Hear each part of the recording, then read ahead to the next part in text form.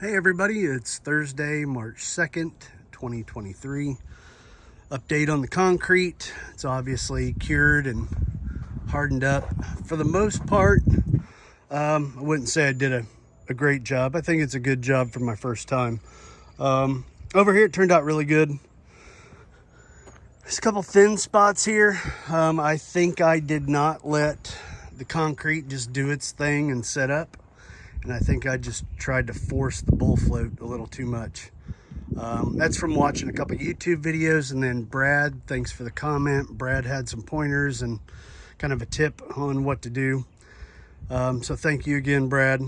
But also thanks to Naj for coming out here and helping me screed this thing. Can't thank him enough. I couldn't have done this without him. But other than that, it's a learning curve, and, talking about costs, for them to form it, it would have been $560. For them to finish it, it would have been another $560, because this is 180 square foot, and they charge $3.50 per square feet to form it, and $3.50 per square foot to finish it. So it would have been around $1,100 for them to form and finish this. The concrete, the going rate around here is anywhere from $160 to $175 a yard.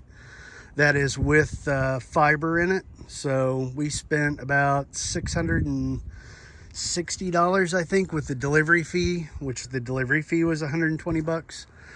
So again, the slab cost us, we had to have the wood, but it's going to be used for another project.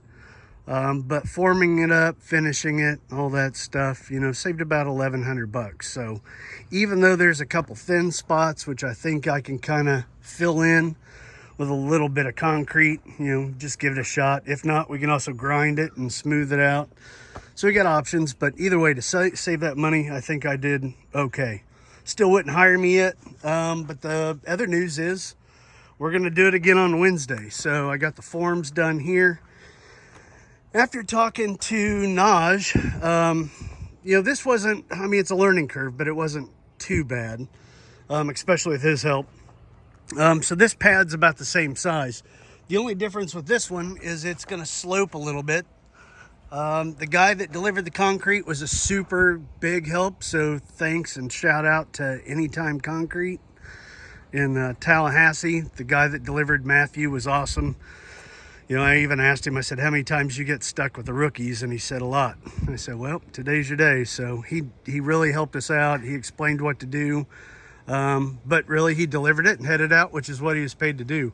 I would have probably paid him another $100 to stick around and help me figure out when to float this, but I don't know. Again, learning curve.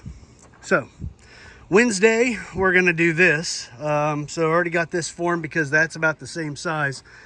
And originally, I was going to have somebody just come out and do the whole thing. But again, to form it and to finish it was going to be about $6,000.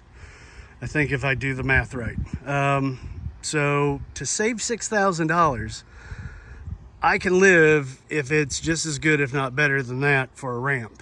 But I think I'm going to do better, because you should always get better. But Naj had the idea of, hey, let's not do it in one slab, which I think was a great idea, but let's do it 3 separate slabs. So we're going to do this one, then we'll do that one, and then we'll do the middle one. And that'll also give us our, our stress cracks or whatever, because there'll be 3 individual slabs. So I don't know how it's going to turn out, but it's definitely a learning curve. It's definitely about saving money, because, again, I think total project, if I didn't do this, I think originally I was saying it was going to be around $13,000 with concrete.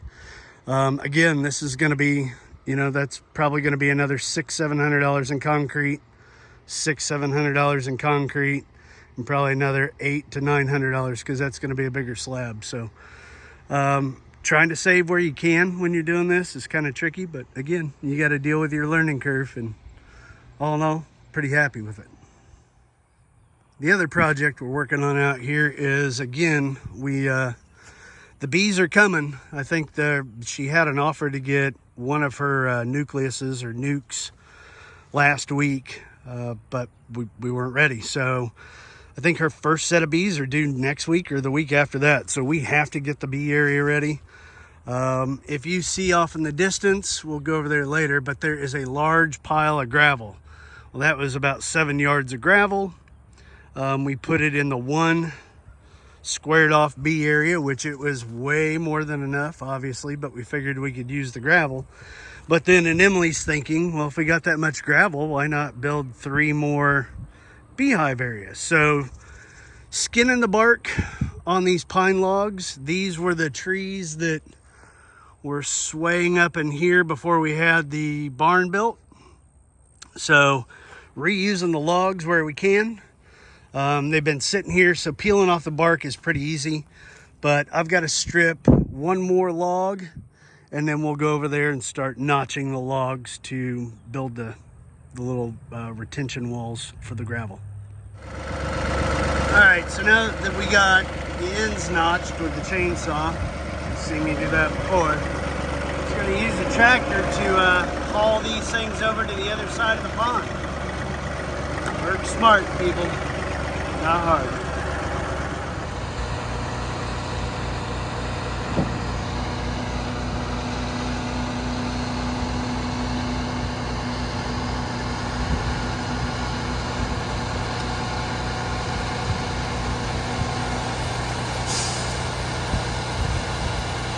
There we go. We're gonna have more than enough. But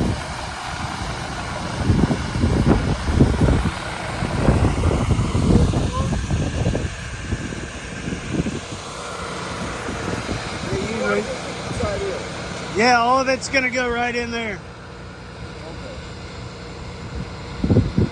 And if there's extra, we'll move it, but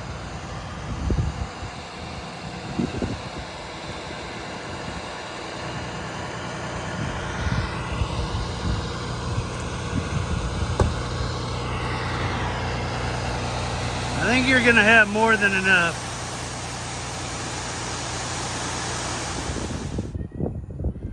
We got this gravel delivered, I don't know, probably 2 weeks ago. And obviously it was overkill for this one framed out area or boxed in area.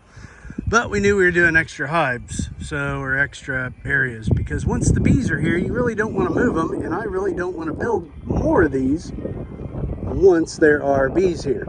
And he's like, well, you just put on the bee suit, you build that. And sounds like a great idea in the Florida heat.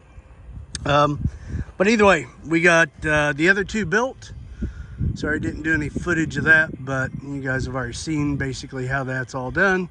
And we got still some extra rock. And what we're gonna do is get some landscape cloth, put it here in the middle, there in the middle, and then put the rest of the rock in there. Because we've never seen a bear out here, but just raccoons and things in general might disrupt the hives. I really don't know. But people do say that bears in this area, if they find it, you know, they'll knock over your hive and try to eat them, which I don't know if is even true.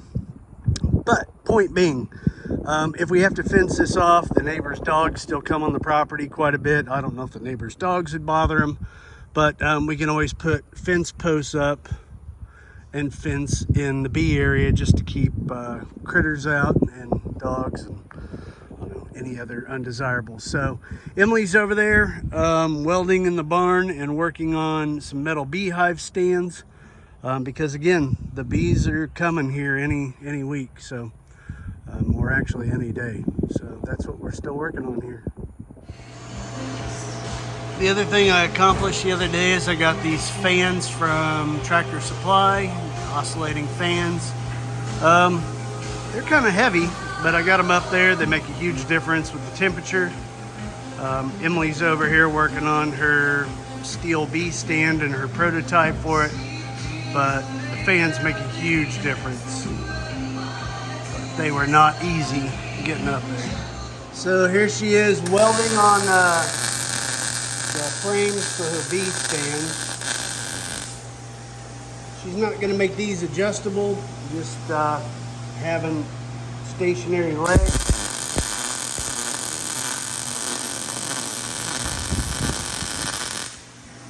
But obviously the beehive stand is going to sit on that. And that's what we're getting done here today at Deer Run Farm.